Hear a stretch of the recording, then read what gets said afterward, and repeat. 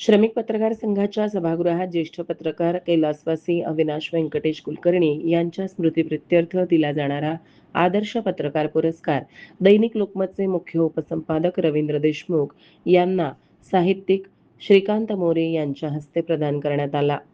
या कार्यक्रमास दैनिक सुराज्यचे संपादक राकेश टोळे आणि कैलासवासी अविनाश कुलकर्णी यांच्या पत्नी नीता कुलकर्णी हे उपस्थित होते. रोख रक्कम, सन्मानपत्र, शाल व पुष्पगुच्छ असे या पुरस्काराचे स्वरूप आहे.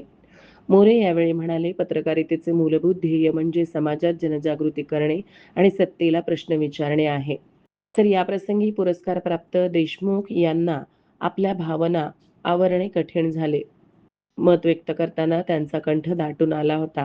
आपल्याला दिल्या गेलेल्या या पुरस्काराने आपली जबाबदारी वाढली असल्याचे मत त्यांनी यावेळी व्यक्त केले. या कार्यक्रमाचे सूत्रसंचलन खजिनदार किरण बनसोडे यांनी केले. प्रस्तावना श्रमिक पत्रकार संघाचे अध्यक्ष विक्रम खेलबुडे यांनी केली, तर आभार सरचिटणीस सागर सुरवसे यांनी मानले.